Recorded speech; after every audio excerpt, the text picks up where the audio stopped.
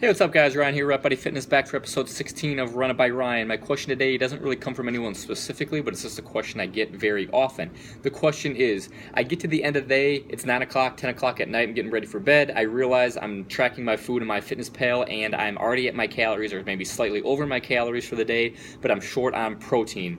What should I do? Should I have a protein shake or some kind of lean protein source to get to my protein number, but then obviously go over on calories because I'm adding in an extra 100 or 200 calories that will go with the shake or the protein source? So, very good question. I get a lot from a lot of clients and a lot of friends. Have actually asked me this too. So, I answer this a couple different ways. It really depends on your goal. So for me, for instance, if I was short on protein, my goal right now is obviously trying to put on weight, I wouldn't really worry about those couple extra 100 calories. In the long run, those are probably going to be better for me for my goals because I'm trying to put on some muscle.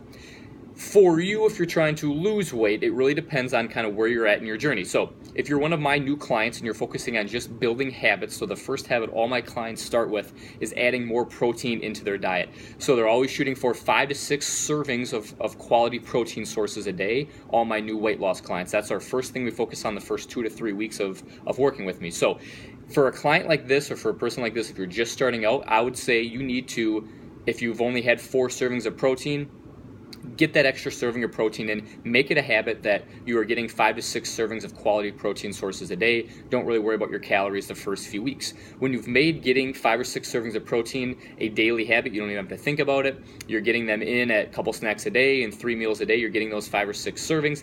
At this point, you're probably getting more strict with your tracking your macros, your carb, fat, and protein numbers for the day, and your total calories. You're probably getting more strict on hitting those numbers on a day-to-day basis.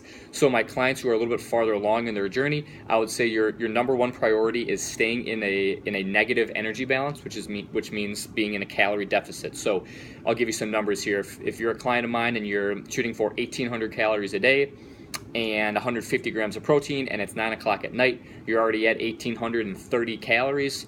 Your protein's only at 130. Should you add in a protein shake, which would give you about 20 grams of protein to get to that 150, and then you would end up going over your calories by about 150 or 200 calories for the day.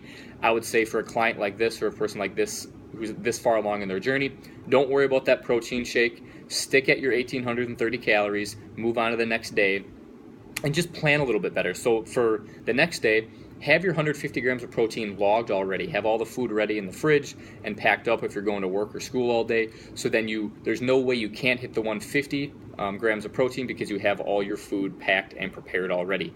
And then basically you just have to mix and match with carbs and fat to hit your total calorie number. So if you're just starting off, make protein your primary habit. And if you're recording your protein like my new clients are on habit sheets, and they realize they're only at about 4 servings of protein for the day, have that other protein shake before you go to bed if you're still hungry, and hit your fifth quality protein source for the day. If you're farther along in your journey, 3, 4, 6, 9 months into your journey, and you're really diving into macro tracking and calorie counting, your first number 1 priority should be to stay at a negative energy balance or a calorie deficit. So staying within 100 calories each way of your calorie goal for the day. If you're low on protein, not the end of the world. Just get back at it tomorrow, maybe plan a little bit better. So hope that answers the question, guys. Keep them coming. Thanks.